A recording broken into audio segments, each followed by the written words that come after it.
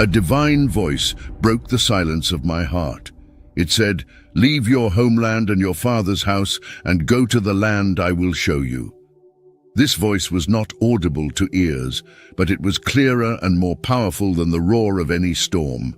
The voice said, "I will make you into a great nation. I will bless those who bless you and curse those who curse you. And through you, all peoples on earth will be blessed." These were the words of the Lord that marked the beginning of my story.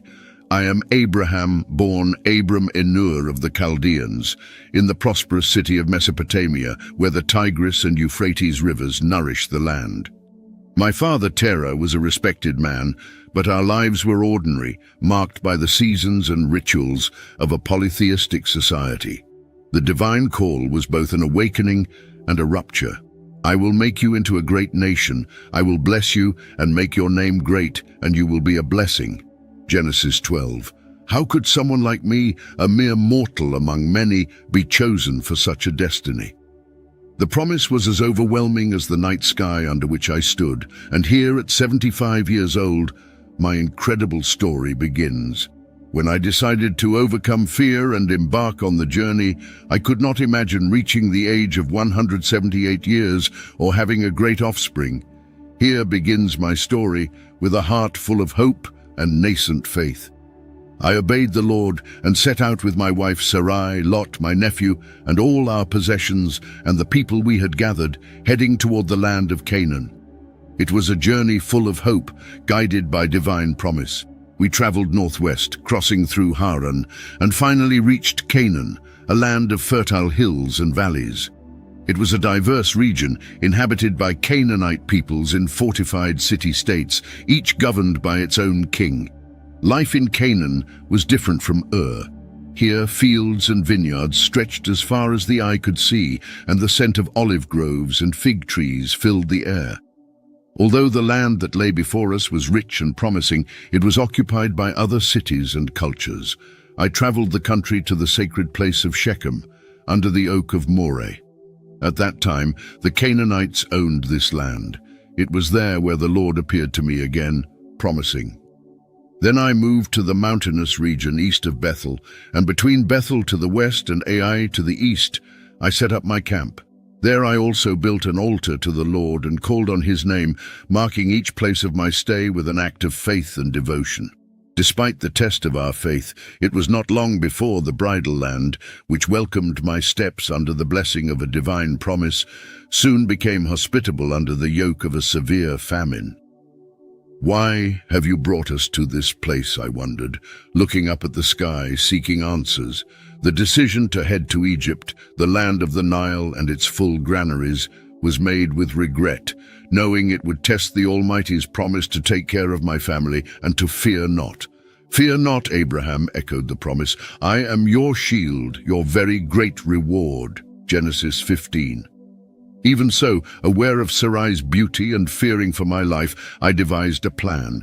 Sheep, cows, donkeys, maidservants, donkeys and camels marked my stay in Egypt, which was marked by the dissonance between the opulence of the palaces and the enslavement of many of its inhabitants. Yet the Lord inflicted great plagues on Pharaoh and his people because of Sarai. Pharaoh, realizing the truth, confronted me. "What have you done to me? Why didn't you tell me she was your wife? Why did you say she was your sister, allowing him to take her as his wife? Here is your wife. Take her and go." He ordered his men to escort us along with Sarai and all our property.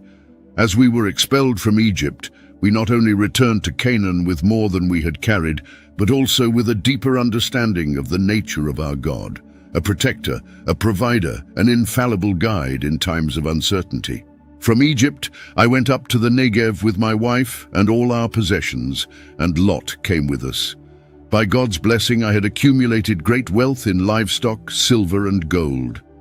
We continued our journey northward, returning to Bethel, to the place of our first encampment between Bethel and Ai, where I had previously built an altar to the Lord and where I called on his name again. Lot, who accompanied me, also owned sheep, cattle, and tents. Our possessions had grown so much that there was not enough space for us and our herds, which led to conflicts between my herders and Lot's. At that time, the territory was inhabited by the Canaanites and the Perizzites, further complicating the situation. To avoid disputes and maintain peace, I proposed a solution to Lot. There should be no strife between us, nor between our herders, because we are family. Look over the entire land before you. If you choose to go to the left, I will go to the right. If you prefer to go to the right, I will go to the left. Lot looked out over the Jordan Valley, which was a fertile land reminiscent of the Lord's Garden or Egypt before the destruction of Sodom and Gomorrah. He chose for himself the whole region of the lower Jordan and moved eastward, separating us physically. I stayed in Canaan while Lot settled near Sodom, whose inhabitants were known for their wickedness and sin against the Lord. After Lot and I parted ways, the Lord spoke to me again, reaffirming his promise. Look up from where you are, to the north, south, east, and west. For all the land that you see, I will give to you and your descendants forever. I will make your descendants as numerous as the dust of the earth. If anyone can count the dust, then your descendants can be counted. Following the Lord's command, I traveled throughout the extent of the land, conscious of the divine promise granted to me. Eventually, I moved my camp and settled near the oaks of Mamre in Hebron, where I built an altar and communed with the Lord, grateful for his guidance and promises of blessing for me and my offspring. One day, the Lord came to me and appeared while I was sitting at the entrance of my tent in the oaks of Mamre during the hottest part of the day. When I looked up, I saw 3 men standing nearby. Without hesitation, I ran from the entrance of my tent towards them and bowed to the ground in a sign of respect and hospitality, saying, "My Lord, if I have found favor in your eyes, please do not pass your servant by. Stop and rest a while under this tree. Let me bring some water so you can wash your feet and rest under this tree. I will also bring a piece of bread so that you may refresh yourselves before you continue on your way, for you have come to your servant." For some reason they agreed, saying, "Do as you have said." Immediately I went to the tent where Sarah was and urged her, "Quick, take 3 measures of the finest flour and knead it and bake some bread." Then I ran to the herd, selected a choice, well-fed calf, and handed it over to a servant to prepare without delay. I served curds, milk, and the calf that had been prepared to our guests, who sat under the tree as they ate. When they asked about Sarah, my wife, I replied that she was in the tent. One of them, whose words carried the weight of divine promise, said, "I will surely return to you about this time next year, and by then Sarah will have had a son."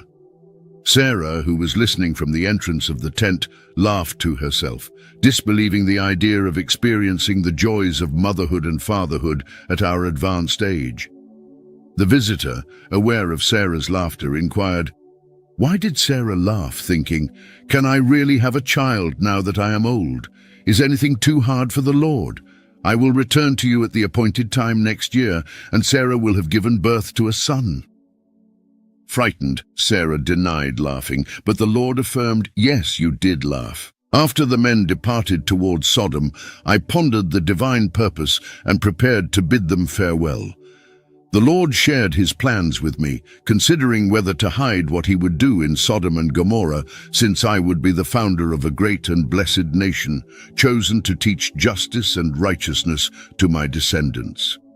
Before the imminent destruction of Sodom and Gomorrah, I approached the Lord, interceding for the city. "Will you indeed sweep away the righteous with the wicked? If there are 50 righteous within the city, will you then destroy it?" The Lord promised that he would spare the city for the sake of the 50 righteous. My concern for justice led me to further intercede, reducing the number of righteous needed to prevent the city's destruction to just 10. The Lord, in his mercy, agreed not to destroy it if he found these 10 righteous people. When 2 angels arrived in Sodom that evening, my nephew Lot was sitting at the city gate. Seeing them, he rose to meet them, showing respect and bowing to the ground. He pleaded with them to come to his house, his servant's abode, to spend the night where they could wash their feet and, in the morning, continue on their way. Although initially reluctant and willing to spend the night in the square, Lot insisted so much that they finally accepted his hospitality and headed to his house. There, Lot prepared a meal for them, baking unleavened bread, and they ate. We hadn't spent much time together when the men of Sodom, from young to old, surrounded the house, demanding that Lot hand over the men so that they could abuse them. Lot went out to confront them, and closing the door behind him, pleaded that they not commit such vileness. He even offered his 2 virgin daughters instead of allowing harm to his guests, a desperate decision that showed his commitment to protecting those who had come to his house. However, the crowd rejected him and threatened to treat him worse than the others. When they tried to force their way in, the angels intervened, saving Lot and blinding the attackers so they could not find the door. Afterward, the angels revealed to Lot the purpose of their visit, the imminent destruction of Sodom due to its great wickedness. They urged Lot to gather his family and leave the city. Lot tried to warn his sons-in-law, but they did not take him seriously.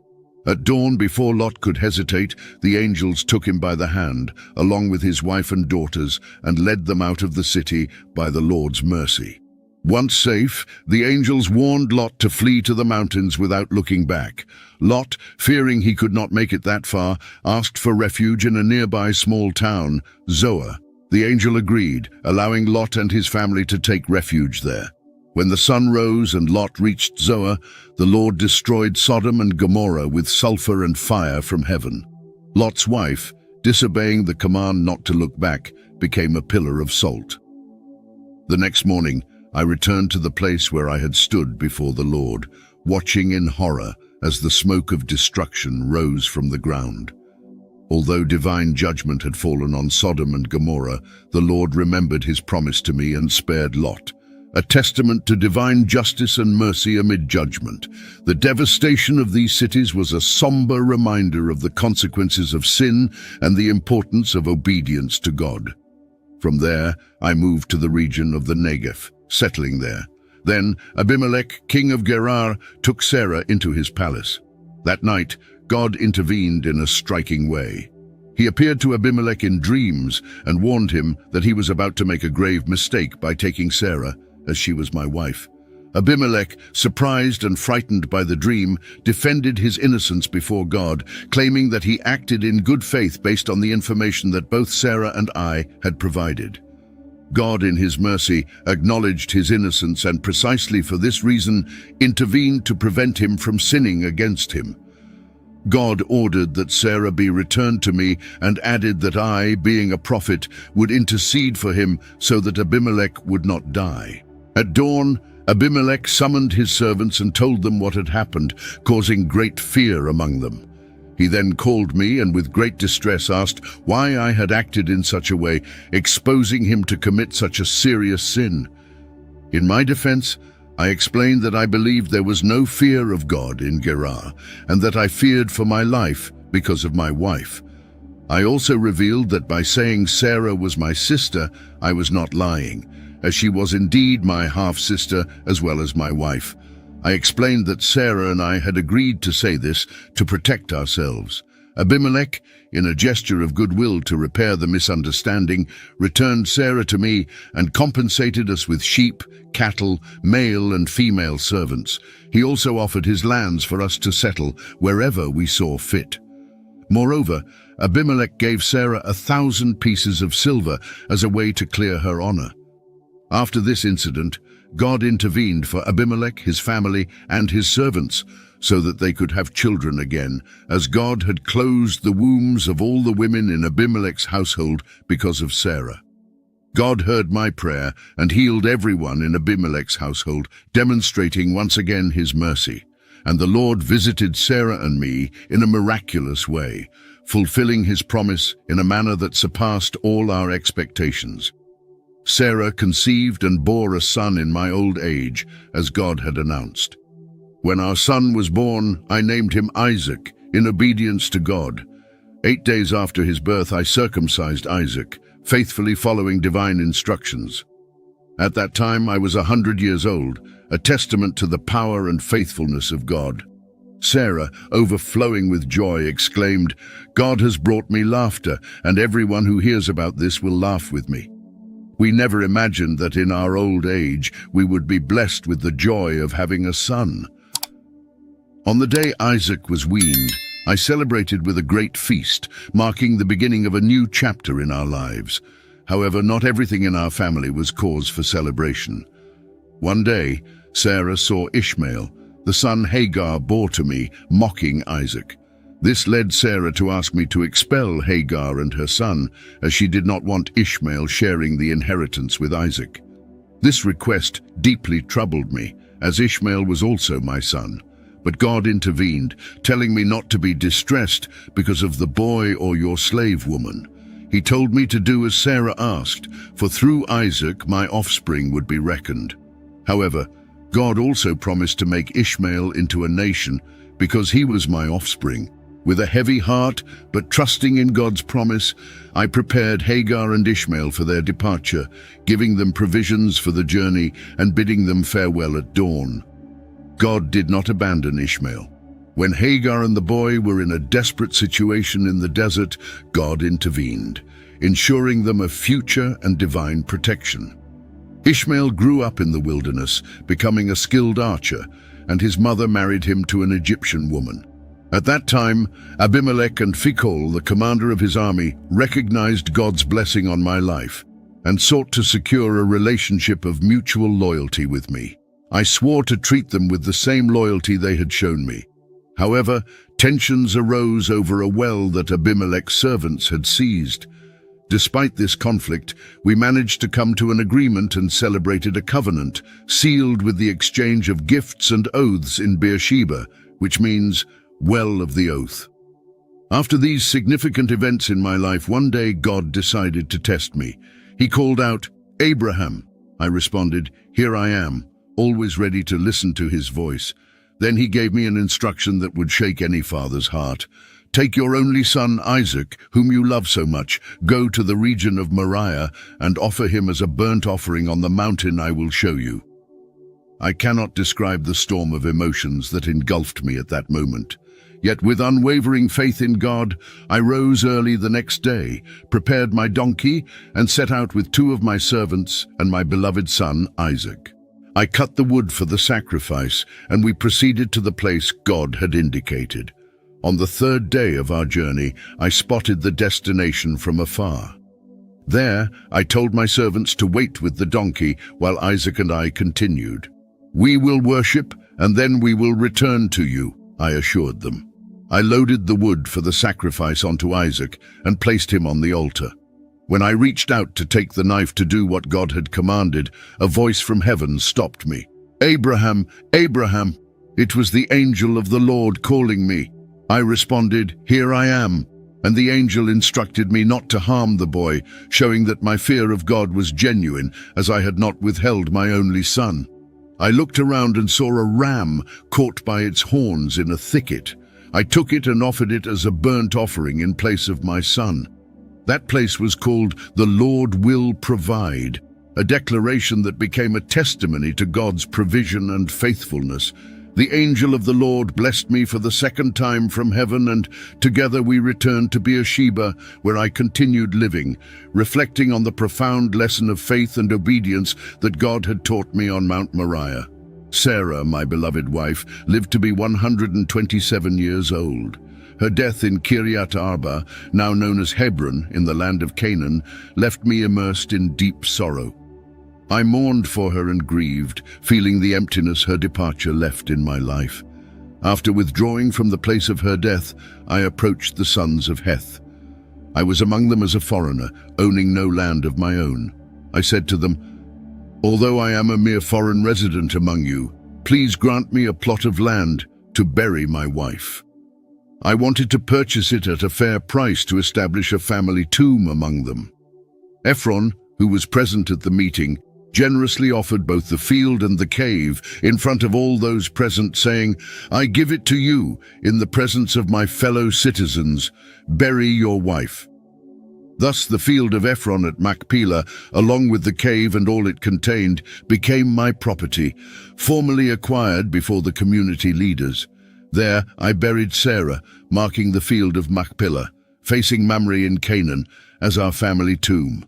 This acquisition before the sons of Heth ensured a resting place for my family for generations, a testimony to my life among them and my commitment to the land promised by God.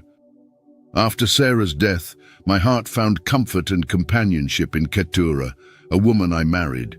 She blessed me with more children, Zimran, Jokshan, Medan, Midian, Ishbak and Shua, thus expanding the family God had promised me. Jokshan, one of my sons, became the father of Sheba and Dedan, continuing the lineage that the Lord had promised, which would be as numerous as the stars in the sky. To Isaac, the son of promise I had with Sarah, I bequeathed all my possessions, fulfilling what God had established. I lived 175 years, a life full of challenges and blessings, marked by my relationship with God and my commitment to His commands. When my time came, I died in peace, satisfied with the life I had lived, and rejoined my ancestors, leaving behind a legacy of faith and obedience. My sons, Isaac and Ishmael, despite distances and differences, came together to bury me in the cave of Machpelah, the place I had acquired as a family tomb. I hope this story inspires future generations to trust in God and follow His ways, just as Abraham did. If you want to learn more about biblical events, don't miss the next video that's now appearing on the screen. Discover what the world was like before the Great Flood. Click and watch. Thank you for being here, and may God bless you.